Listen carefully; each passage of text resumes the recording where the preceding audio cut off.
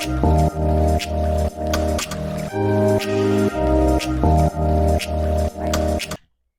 everyone and welcome back to my channel. I'm Rafaela and I'm here today with another special guest.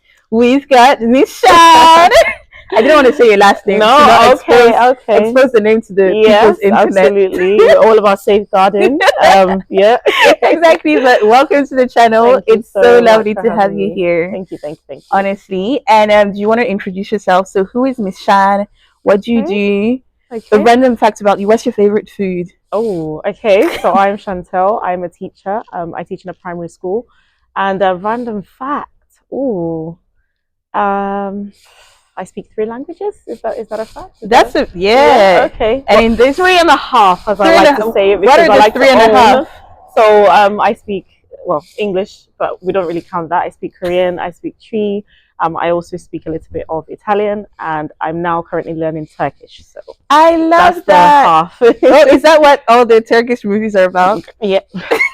Hey, I like to have first-hand, I love that. Yeah. Also, I love how she just dropped in Korean as if, it's something that everyone... Hey, okay. Okay. Sorry, Miss Shan. Okay, so we're going to dive straight in. So in today's video, we'll obviously be talking about your experience and, the field that you're in as a teacher, so in education. But I just kind of wanted us to start off a little bit easier, lighten the mood. So I'm going to ask you, if your job were a superpower, what would it be called? Oh, what is it called? I think strength. Strength. Yes, I think it would be called strength because there's a lot that you have to carry as a teacher. It's very multifaceted. Like you don't do just one thing. Yeah. Every day. There's so much that goes into that day itself, and people don't really realize how much you have to stretch yourself, how much you have to carry, even before your day even starts. There's so much that you do the night before. After school, people think we finish at 3 o'clock like the children. No. Unfortunately not. We often can stay there till 6 p.m. Sometimes because you've just got so much that you need to get done, and it's you. Yeah. And there's only it's not those kind of jobs where you finish your shift and that's that, and somebody else comes and carries it on. No, you come to meet that same wherever you left it is what you come to meet. So I would say that it's strength because you just need it to carry on, isn't it? Yeah, I love that. And even when you say strength, it's so beautiful because I have this image in my head where it's strength in terms of everything that you do, but it's also everything starts with life, and this generation that you're really helping raise, they're going to go on to do all these different things, and it really starts with school as the foundation. Absolutely. And that's a big responsibility. It's huge. Every now and then I'm like, is it me that's doing this? Am I serious? You almost feel, sometimes you can feel inadequate to be in that position. But obviously with the way that we're trained, with the experience that you get, with all the knowledge and everything like that, that's the point. It equips you to be able to teach the next generation, to raise children, because some of them you really are raising them. Absolutely. A lot of them come from very kind of poor backgrounds, or home life is very poor, and so when they do come to you, there's a lot that you invest. It's beyond the books, beyond the teaching of writing, reading, all of that. It's emotional support, it's emotional intelligence, teaching them how to manage their own emotions, even the language that you may use with them. They're used to hearing a certain type of language, constantly putting themselves down or not feeling enough, and you as a teacher also have to tap into that side of you to then help them. Absolutely. So it takes a lot.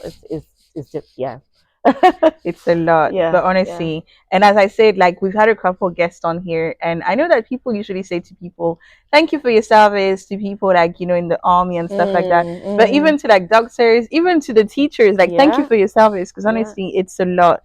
And you really have to bring out that altruistic side as well. It's a lot of sacrifice. So thank you so much. Thank you. Not us diving straight into the deep stuff. Sorry, I meant to lighten the mood. Okay, so my second question is, what's a common misconception that people have about your profession? A common misconception. A lot of people just assume that you just have to love children. that's it. You know, Yeah. It's as if it's like, or you just come to the classroom and you do whatever. Yeah. A lot of people assume that. And they don't realize the training you have to have beforehand, what it takes whilst you're doing it, and even when you're looking at like things like career progression, what it entails, how long it can take sometimes to you know, climb up. So people just assume, you know, you just go into it and then it just flows, everything is just makes sense, you know, and it's unfortunately not like that. So it's quite a funny conversation I have with a lot of people when I'm talking about teaching, and they're just like, oh, don't you just go to the classroom and just teach? Don't you just tell the kids to sit down and be quiet? No. It's a lot more than that. A whole lot more than that. Yeah. Okay. Shall we dive into then your earlier career path? Absolutely. So let's start at the beginning. What inspired you to become a teacher? I think I would probably say it started from my teenage years. Okay. I was always the one that would look after like the little kids in my family, my cousins, and especially at church when I joined the youth like group. My leader, you know, suggested that we all joined a department basically. And I just so happened to gravitate towards the children's church. And so from the age of about 14, 15, I started kind of helping out in the children's church. I would, you know, go in for a Sunday and just help them just take care of the little kids. And then that kind of went on till when I was around 18, I started to then be the teacher in the children's church. So that was kind of like the beginning of it all. But then I still sort of didn't know what I wanted to do really. So after finishing college, I decided then that I would take a gap year. And so in that gap year, I kind of, you know, discovered what was drawing me to like children. Like, was it to teach? Was it to social care? You know, there were so many different like kind of fields that you could go into, or careers that you could go into, you know, pertaining to children. So I spoke to my aunt, who was a social worker at that time, still is. And, you know, she just told me kind of about her job. She explained that, you know, a few things and the pros and cons. And I was just like, whoo! Not for me. Not for me. And then she also was the one that suggested actually going into kind of a work experience for that year. And so I joined this agency that started like putting me in schools, nurseries, play schools, primary schools. And so from there, I kind of just started to build my like kind of portfolio of experience. And so working with children from that point made me then realize, okay, I think I want to educate rather than save, you know. And so the following year, I, you know, registered to start my undergrad degree in early years and early childhood studies. I went between two universities, Leeds and then Huddersfield, to finish off my degree there. And then went into teacher training right after that.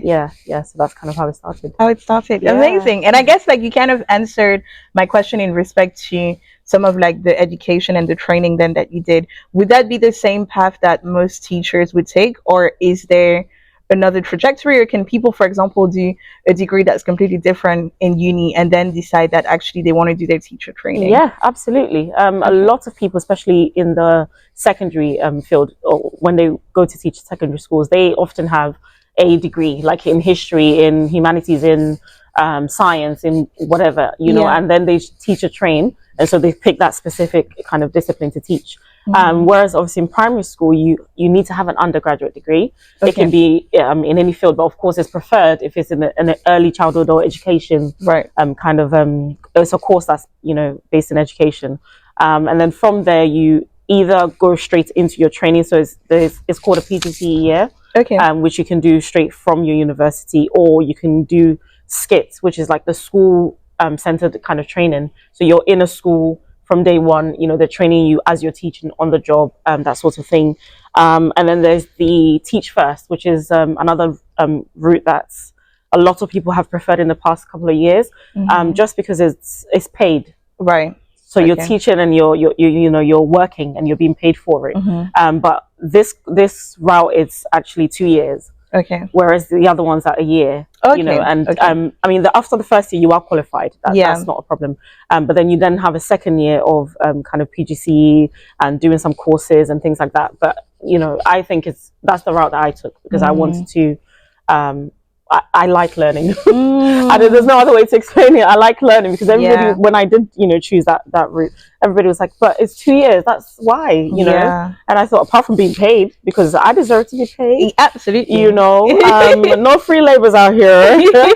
But aside that, I just liked how rigorous it was, how much they invest in you in that 2 years. They're literally hands-on from the beginning to the end. And there's so much support in that training route. So that was, I would say, those are the ways that people get into training as well. Okay, amazing. And were there any pivotal experiences or any pivotal people, really, like anyone in particular that was instrumental to you going into this field, or at least in you staying the course, so to say? Oh, there are a couple of people. One being my teacher when I was in secondary school. Right. So obviously, like, as I mentioned, I started kind of getting into teaching, not teaching, but looking after children from the age of 15. And so when I was in secondary school, this was my final year, so year 11. I had an RE teacher who loved her job so much. And I just used to admire her so much, the way she would teach us, the way, our class wasn't very big because a lot of my other friends had chosen other, subjects to like, study. RE is religious. And RE is religious education, right? We used to call it religious studies, but exactly, religious studies, religious education. So I just would really look up to her, the way she would teach us, the way she would interact, the way she would encourage us, all of that kind of stuff. And she's the reason why I got an A in the end, because she would push me so much, and she would, tell me I was good enough, I was able to do it. She would teach me like techniques and stuff for like exams, and I just, so it just stayed with me. That the person of a teacher, like what it entails, how much they inspire people. And I just kind of always had at the back of my mind, like, I would love to be like her. I didn't know then that I wanted to go into teaching, but I just knew that I wanted to be like her. And then kind of the other person I mentioned as well, is my grandfather. So he was a teacher. He then became a lawyer, like in his later years. But he always, whenever we would talk, he'd be like, "I just see you as a teacher. You've got this quality, you've got that quality." Like he would always talk to me about that, things like that. I think I wanted to emulate, him. And so I was really inspired by him as well. Just all the talks we would have and things like that. So that's kind of what made me think, teaching is the way to go. I love that. I love that. You know what? That's like such a recurring theme in a lot of the conversations that I have these days, and in some of like these like videos in the Graduate Series. Just really how key certain people are in speaking life into like you, in really shaping like the direction that you take, the person that you become. Absolutely. I really love that. But okay, so what's a moment in your classroom that has stayed with you, and also something that reminded you why you do the work that you do? Oh gosh, that is a hard question because it's been like 5 years, there's so much that has happened, every day in the classroom. I always say is never the same, like no 2 days are alike, I should say.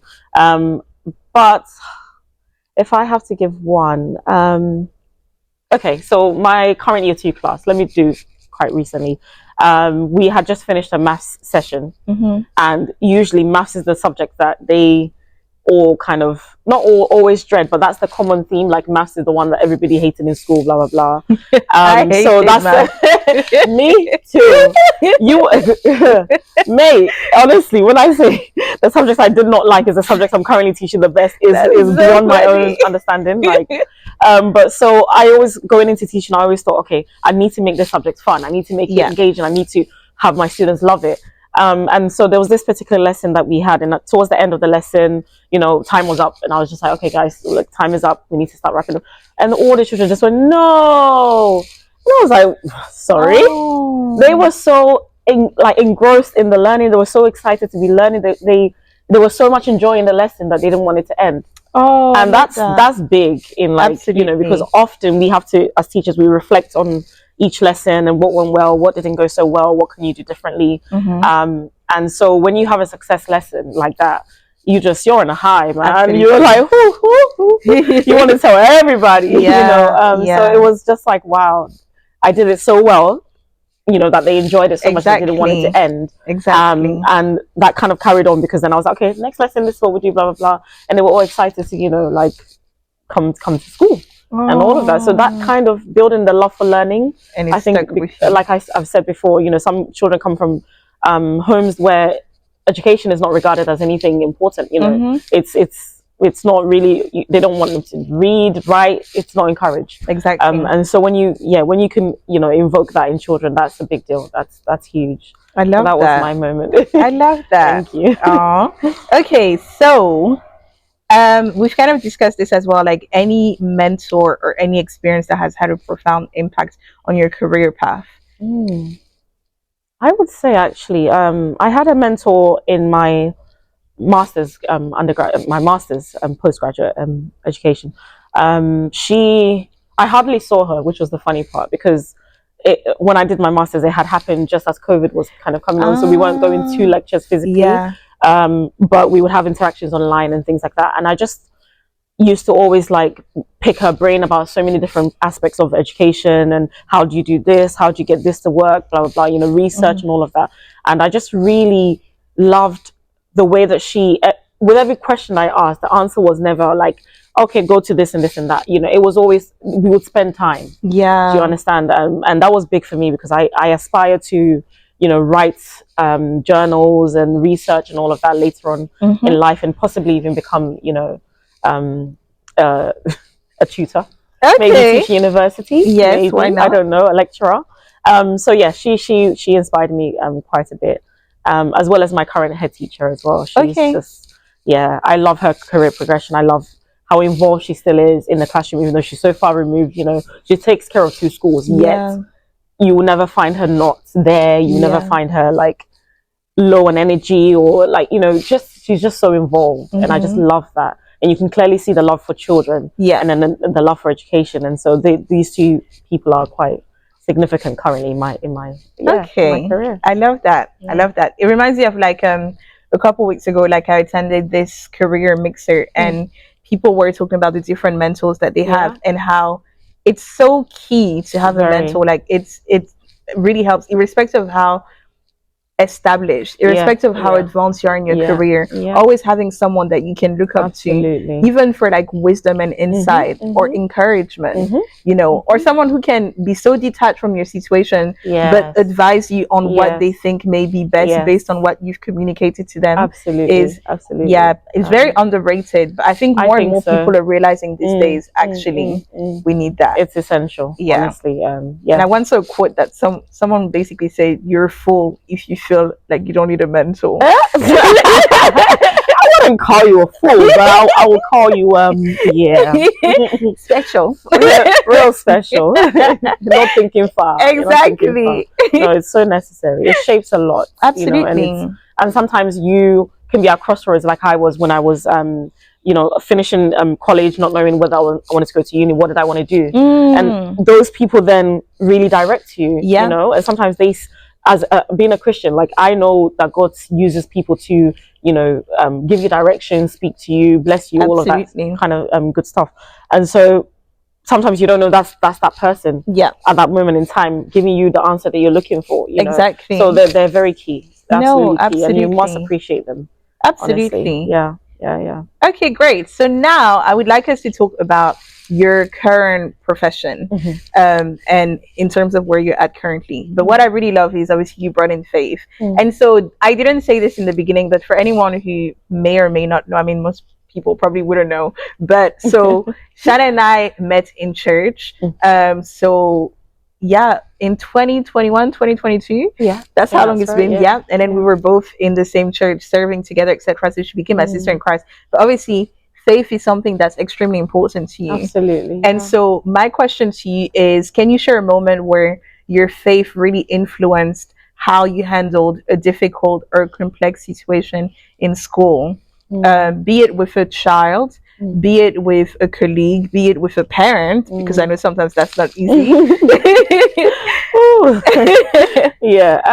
Okay, so I have had a few moments, I think I would say, but one particular moment that kind of tested my faith or made me use my faith, let's say, because sometimes you think the you that's a Christian and the you that's in that context or that profession is two different people. You almost think you drop your cloak, on Sunday, and then Monday you're Miss Brown, and you're just no, that you're that one person. You just simply have those different hats that you wear. But they should all intertwine. You shouldn't ever separate. So there was that moment where we call it like handover, when you're kind of at the end of the year, you're getting your new class. So you get it from the next teacher. They give you information about that class, who did this, who did that, all of that kind of good stuff.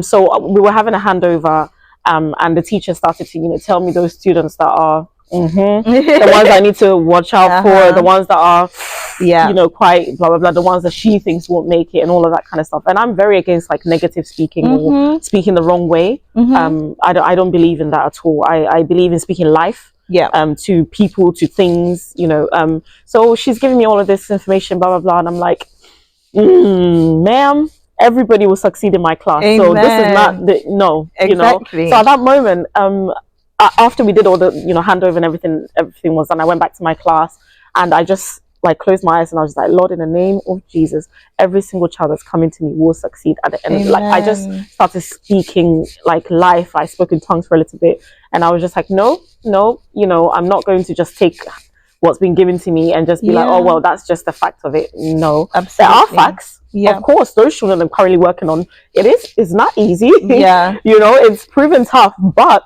because I decided to use my faith at that moment, or I decided to speak life into those children or that situation, and I decided that this is what my class would be like. I've seen, like, everybody has seen the progress in those children constantly, and I'm not even tooting my own horn, but constantly I have the head teacher coming to say, we've been talking about you in our SLT meeting. The executive head teacher came to visit. I spoke about you. My mentor sometimes, like kind of oversees all of the teachers. She'll come sometimes. They're doing really well. Constant like praises and things. And it's not because I'm doing I've got some magic, somewhere that it's because I decided that I wasn't going to limit my students in my mind, in how I approach them, but I also applied my faith, and I applied my Christian principles, and I think that's so important. I think that's so important. You've got to. You really do. Because these are things God has given you for that purpose. Absolutely. Everything that you do, He says, let all the work of your hands be blessed. What does that mean? Everything you're involved in. It's not just blessed. The things in church that you're doing. No, He says do it and do it well. So that means that He expects you in your workplace to be excellent. Absolutely. To have high expectations, to speak to everything that you're doing. Because He looks at those things as well. Exactly. So constantly, I think every day. That. I pray over them. On all the time. I love that. I say they're my kids. When I tell people, I've got 24 kids.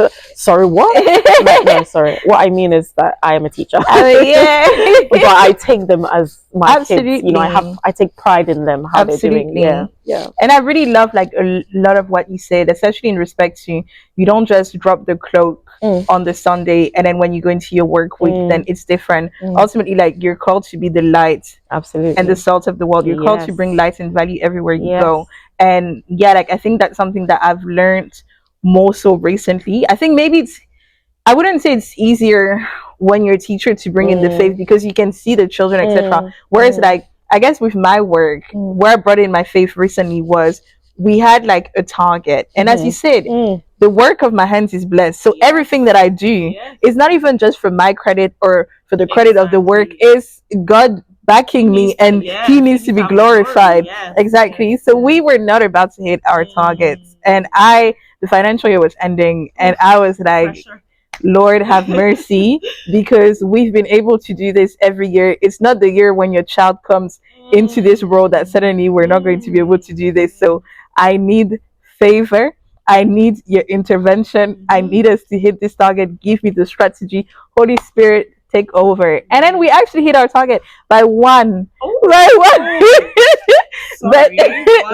my goodness. I know, but it's to tell you, like, it was 1 month away. First of all, like the deadline changed. So then they made the deadline earlier than what it was meant to be. And then we had to hit 107 interventions. So I was like, God, please.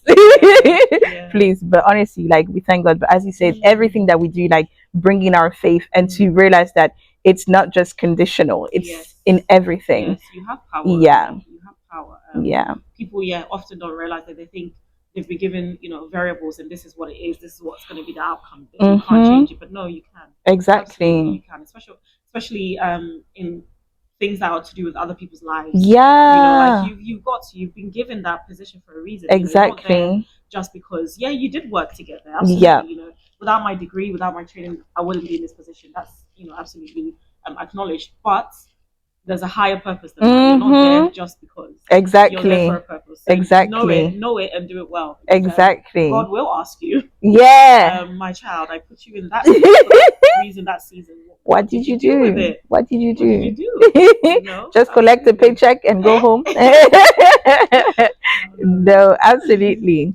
Okay. And then I guess my other question is, as someone who holds strong Christian beliefs, how do you personally navigate the line between your faith and also the secular environment that you're in when it comes to UK public schools, etc.?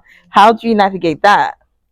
That has been a work in progress. Yeah. I would say that from the beginning, I've had so many moments of like identity crisis, like who am I? Who am I? Yeah. Of being influenced sometimes. Yeah. In the way that people around me were speaking, and because you want to fit in, especially as a young trainee. Yeah. Back then, like I constantly wanted to fit in. I wanted to be recognized. I wanted to, there was all these things that I kept battling with, and then my faith at that time as well. Like it was up, down, because it's like I would do something or say something, and later on I'll berate myself. Yeah. Because I was like, I know that's not who I am. Like, why you do, So it was a constant like kind of battle between who I was and who they wanted me to be. And but when you look into the Word of God and you give yourself to the Word of God and you allow the Holy Spirit, that super friend, when you allow Him to actually walk with you, and be with you every day, every minute, He will just he knows how to make you not act up. Yeah. Oh, he's absolutely. So good at correcting. He's such a. I always say he's my teacher. As a teacher, that's my teacher. Yeah. Because when I started to really listen to him, he started to show me how I could still be recognized without, denying my faith, basically, without being afraid to say who I was in those contexts, in those rooms that I would be in. Like sometimes you hear a colleague say something very negative. And you're just and sometimes it is the fact that's facing us, like these kids are not going to make it, that kind of stuff. And do I then be quiet, or can I actually speak up at that moment and be like, no, actually, like, yeah, I see what you're saying, but I believe, showing my faith then it's not to proclaim I'm a Christian. Yeah, exactly. That's not what it is. Yeah, it's your life, the way you respond to things, the way you talk, the way absolutely. You act, all of those things show them that this is who you are. Yeah. So when I began to really understand that and really become kind of authentic in my Christianity, where I wasn't diluting myself, I wasn't exactly like conforming, I wasn't being influenced.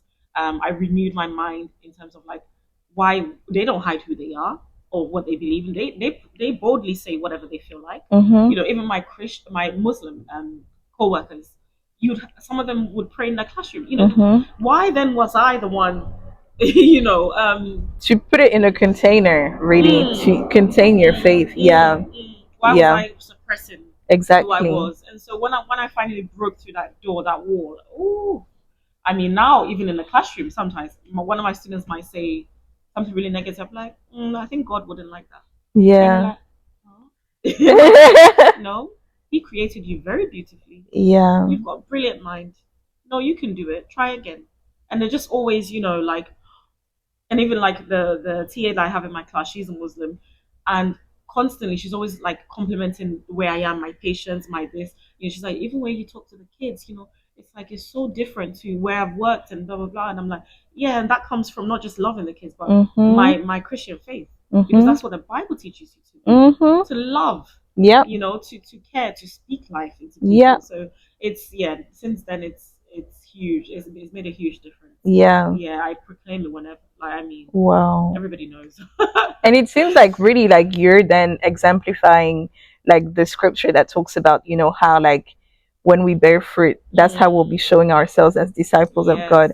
As you're bearing those fruits of love, of kindness, of gentleness, of all these different things, people are going to be able to see, wow, there's something about her. What is it? Exactly. Yeah. Exactly. It's so amazing. It's beautiful. It's beautiful. Like you said, you want to give God glory.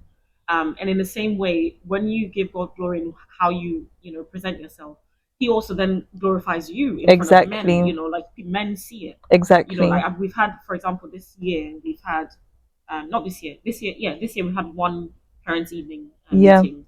And last year in November we had another one. And from that parents' evening to this parents' evening, the feedback, we always get feedback from parents, just about what they think has worked well and all of that. And the feedback is constantly, they are so happy I'm their child's teacher. Oh, I'm just like, what am I doing different? Like, I mean, I'm girl, hey, it's that favor and light. It's like a payback. Yeah, because you're doing what God asked you to do. Guess what? He blesses you for exactly. it. He makes you to stand out in front of men. He makes you to be, favored, to be preferred. Yeah. So it's like, one parent had moved his child from 2 schools. She'd gone to 2 schools. Mind you, she's only 7. So you can imagine what that's been like for her. And he said to me one day after school, after picking her up, he was like, teacher, I want to just, he calls me teacher, even though he knows my name, calls me teacher. But he was like, teacher, I want to tell you, my daughter is so happy. Out of all the 3 schools that she's gone to, her teachers, like, she's so happy. Like, you're her teacher. She always tells me she can't wait to go to school. She loves Miss Brown, and he was like, she's never been like that. Like, before I have to make her go to school. Now she's like bouncing into the classroom. Like, she can't, even on weekends, she's like, when is it going to be Monday? Like, Oh, so, I love that. Honestly, that's so sweet. He's like, it's because of you. And I'm like, no, I mean, we've got a good relationship and all. He's like, no, it's because of you. And it's just like, okay, fine. Okay, you fine. said it. I will fight you. But it's like hearing things like that. It just makes you realize how much why I'm doing this. Yeah. That's the highlight. It's not the holidays that we get many. Because of holidays. Come on. Yes, she came in here and she told me how she's off for 2 weeks. It's not because of holidays. No, I'm joking. It's very thing, like, hearing these kind of comments and these feedback is and encouraging. Really, it's encouraging. Okay. So teaching is obviously a profession that asks a lot emotionally and mentally. How do you personally sustain passion and resilience in your profession? I think passion, if I can start with that, passion I think comes from finding why you love something.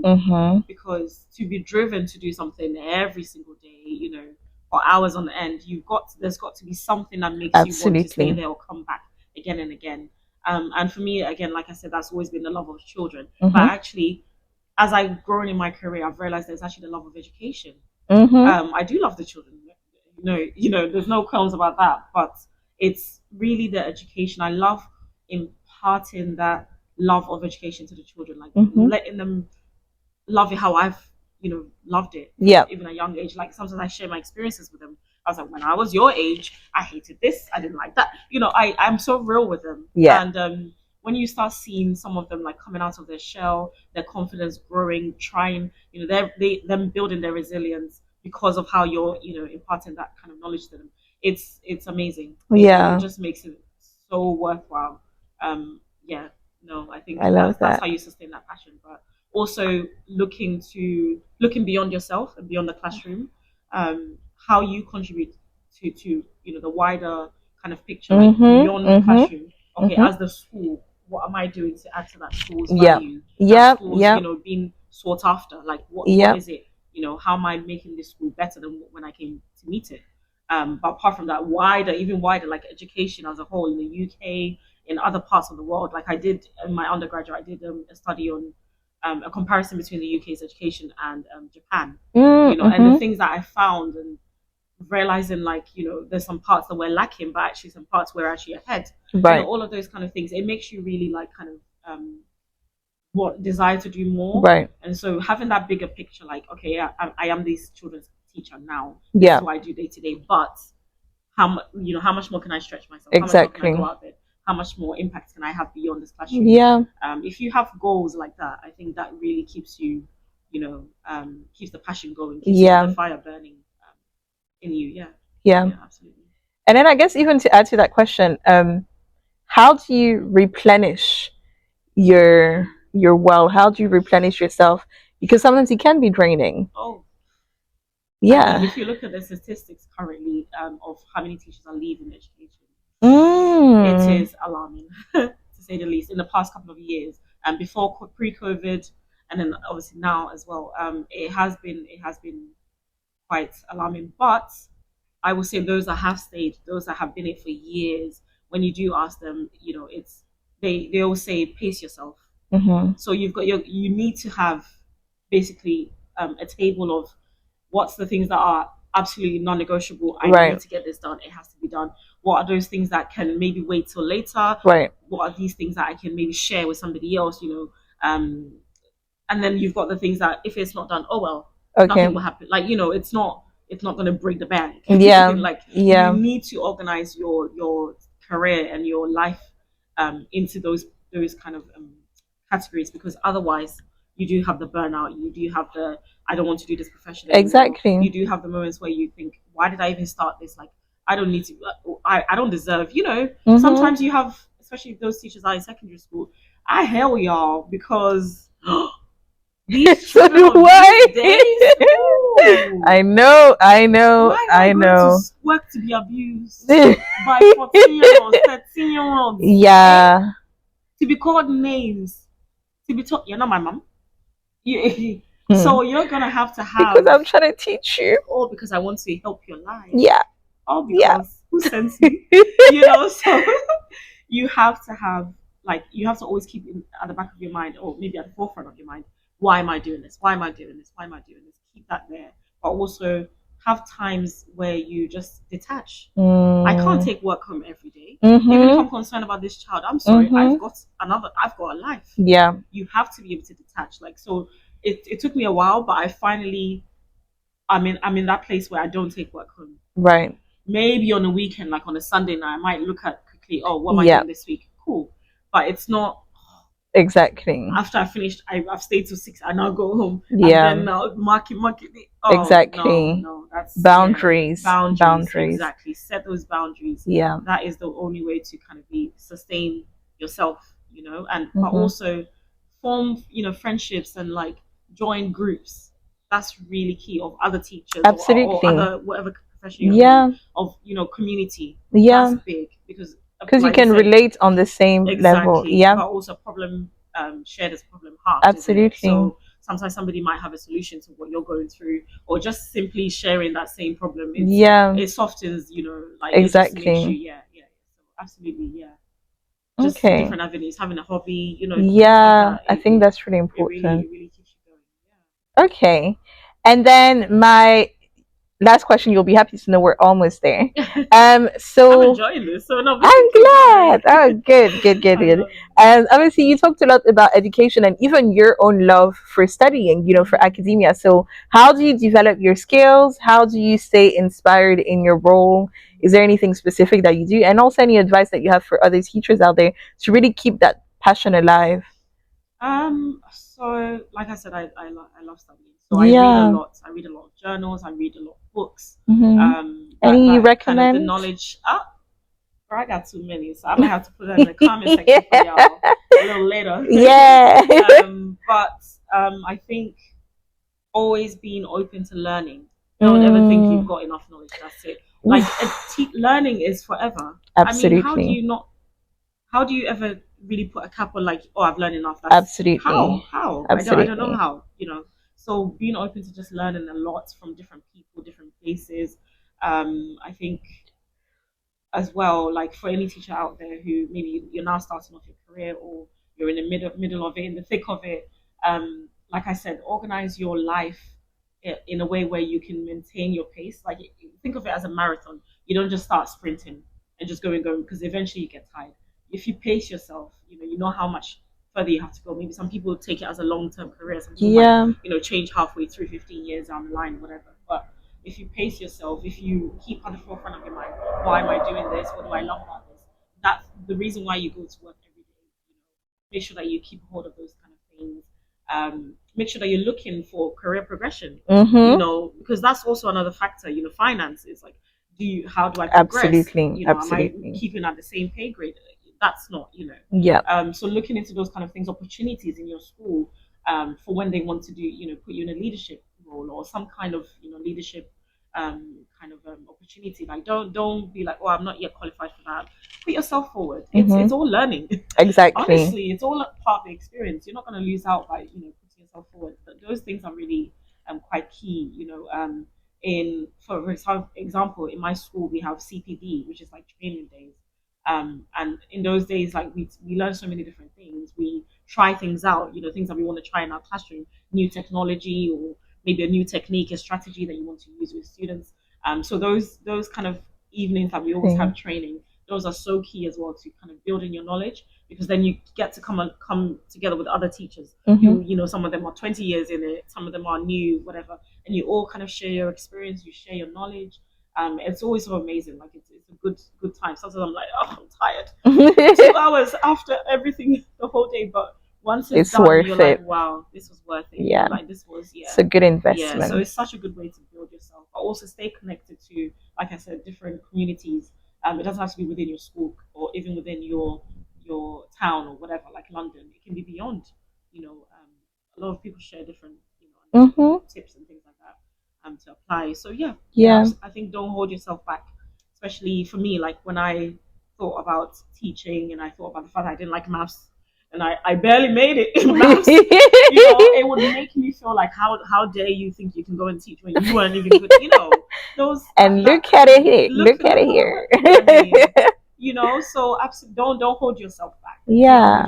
So education in the UK has seen significant shifts, cuts, with funding, pressures with like testing, obviously COVID and the impact of that.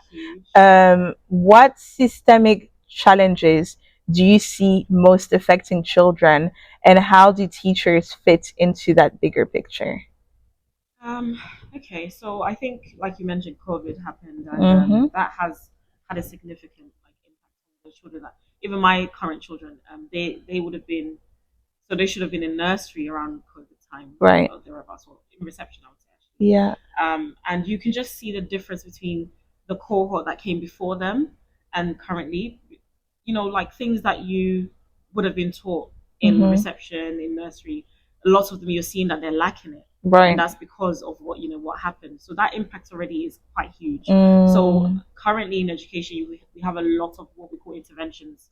Okay. Up and down the school. Like, you've got big kids like 11, 10 years old, 9 years old, coming down to like, key stage 1 classes to be taught reading, to be taught, writing, things like that, because they've missed out, and there's this, like, these kind of failures sometimes. That we always talk about with the government, cutting, and schools suddenly not having enough funding to employ TAs, enough TAs for a class. Sometimes classes then sharing a TA between them, which is my current situation, and all of these things have had such a great impact on the children, because if you think of one person in a class of 24 children or 30 children, which is the current kind of class size, just imagine how much impact can they have on an individual child. Yeah. And the fact that every child has a different case, basically. There's a different way that a different thing that every child is dealing with. That's maybe, stopping their education or their learning. And you can't tackle every single one. Yeah. And so that support was what would then help to kind of mitigate that gap between the well-to-do students, the ones that were doing well, the ones that maybe even had private, tutoring, or the ones that were still going to school or still in nurseries or whatever during COVID, compared to the ones that didn't start early, didn't have that kind of support. Some of them, like I said, the home life, parents don't really care about education, so already they're at a disadvantage. And then they start, and then they don't have the support, they don't have the intervention. There's not enough people to go around, to support them. So it's been huge. There's a lot of thought, the government trying to be like, okay, no, we're trying to put money into education now. Teacher pay has gone up. Mm-hmm. Okay then. Let's not even go there. So for me as a teacher, for my community of teachers, I think we've had a lot of pressure to again close that gap or try to find solutions, strategies to mitigate the effects of COVID, the effects of lack of, um, TAs in the classroom or interventions that we would usually have. We've tried our best, I think, to mitigate that by having clubs that are not even funded. We're not being paid for it, but we do it. Half an hour here and there. Sometimes in my lunch, I'm eating. I'm trying to support a child that it's just we've had to find loopholes to kind of because at the end of the day it's not their fault, it's not the children's fault, absolutely, so why are they suffering for it? So we often my head teacher as well, I should go to conferences where they're discussing these kind of things, like what do we do, how do we mitigate, where can we get more funding from, we have people that volunteer now in schools to come and support the children, right? And so that's basically what we've been trying to do to help those children that are kind of behind. It's been really it's a lot of pressure. It's been it's a lot of pressure, and it goes back to the fact that do you love it? Exactly. Why are you doing it? Exactly. Once you've got that in your mind, like I'm doing this because it keeps you going, irrespective of whatever financial incentive or whatever, this is for the benefit and the good of these children. So okay. If someone out there is considering becoming a primary school teacher, what advice would you give them, especially those who are unsure if they're the right fit? Okay, so I think maybe I'll say there are two things that you need to be sure of if you want to become a primary school teacher. You can tolerate small children. Listen, let me just fix my spectacles and just tell you now, they will get on your very last, the one right at the end. They'll get on your last nerves. I promise you. The questions are endless. The comments are endless. The need for attention is endless. I will tell you that now. So please make sure that you actually are fond of, to some degree, of little children. Because primary school, it is that, like they're in your space. You've got 25 to 30 kids in your space for hours, so yeah, make sure you're fond of children. But the second thing I would say is be somebody who wants to add value to education or add value to people's lives. Once, if you have that, you care. You've got patience, you care, you want to impart knowledge, you want to better the future, you want to add to the future of your country, then I would say go into primary school, because that's the beginning of all of it, beginning of knowledge, from nursery right up to year 6 before they go into secondary school. Everything starts from there, so be somebody who wants to like do the groundwork, exactly. The hard bit is the hard bit. Primary school is the hard part of education. That's the beginning of the foundation. So be somebody who wants to, who's willing and resilient and wants to do that. Don't think you're not enough. A lot of the skills that I currently have, I built it. I wasn't given it. There's no way to receive patience. You can't be taught patience in the university classroom. You just can't. You build it. So don't think that you are incapable of I think everybody has it in them. But it's whether you want to, build on that and actually use it. Yeah. So go for it. I would say go for it. It's such a rewarding, beautiful profession. I love going to school every day. Even on like holidays, sometimes I'm like, I miss my students. Because it's nice. Yeah, it's hard, but it's rewarding. It really is. Okay. No problem. And then last question for you is, looking ahead, what do you think needs to change in education worldwide to better support both teachers and students? A huge question. Needs to change. A lot needs to change. I think. What do you think should be the focus? I think the focus absolutely has to be the workforce. There are some key people that I think should just not be negotiable when it comes to the classroom and education and teaching children. It's like I said, the TAs. that's invaluable. They are invaluable people, you know. And I think so much needs to be invested in keeping them in education, training them. Yeah. Because that's so key. Training not just the teachers. Don't just rely on the teachers' knowledge and everything like that. Because those people are also people that work with children day to day. You know, sometimes my TA will take a group of my children out to then do a bit more with them because maybe they didn't quite understand what I've just shared with the whole class. You know, so that already tells you that their position or their influence is big. So I think going forward, worldwide education, governments need to invest in those key people in education. And that's for starters in the classroom, but also widely, education should really give children every opportunity. A lot of them, for example, when we go on school trips, you can just tell some of them haven't even gone on a train.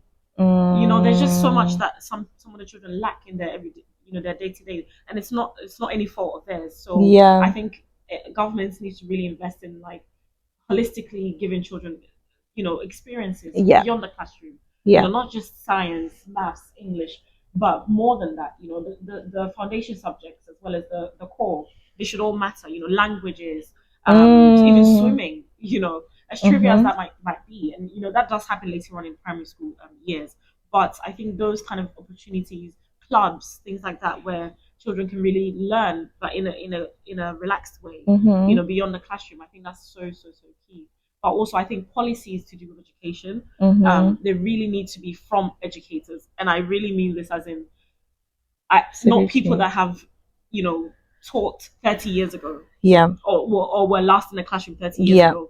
So much has changed. I mean, from year to year, there's so much that changes in education, let alone years. And then you've got these people writing these policies about education or what should be happening in the classroom. And they're so detached with outdated from it, with outdated views. It goes back even to science. You know, doctors and books that they learn from, so outdated. Yet is what's being used in medical. You know, it's those kind of things. Like I just always think, why are people that are currently in the thick of it not the ones informing these policies and these, you know, legislations and all of these things that come out, this research? Like, it should be, you know, it should make sense. It needs to correlate. So yeah, policies as well, I think, needs to absolutely be looked at and changed. But also teachers deserve to be paid far more. Absolutely. There would be no doctors, no lawyers, no anything if there was no foundational teaching. There was no if they didn't learn to read and write. I'm sorry, where they're going. If they were not inspired to love science, to love maths, you know, to like making things, to be artists, there wouldn't be. You know? I'm not saying, you know, education is the only way people become something new, but I'm saying that that is the core. It's a key element. So just more respect for the education for that. Okay. Absolutely. Well, thank you so much for taking the time to really just share a lot of like the wisdom, shed a lot of light into like this field as well, and your profession. I hope that honestly everyone was blessed and really could take a little something from today's video. And if you enjoyed, please give this video a thumbs up to show your support. If you have any questions to ask Miss Shan, then please ask away in the comment section. I'll also be waiting for her to put her book recommendation, journal recommendation, everything else. When I put them, y'all better not run away because they have pages and pages. Listen, it's good reads, but it's a lot. It's thick. It's quite thick. But yeah, enjoy it. But yeah, I've loved being on here. Thank you. Thank you, sir. Thank you for the opportunity to share my knowledge. Honestly, and once again, thank you so much for all that you do for the kids. And I could relate to what you said about just have patience and know that they're going to be in your space, because sometimes she sends me voice notes and they're in the background and I'm like, is this not your lunch break? What's going on? No free time. You don't have me time. Honestly, but to have that love given as well, honestly. But yeah. Anyways, guys, I will see y'all in the next one. Bye.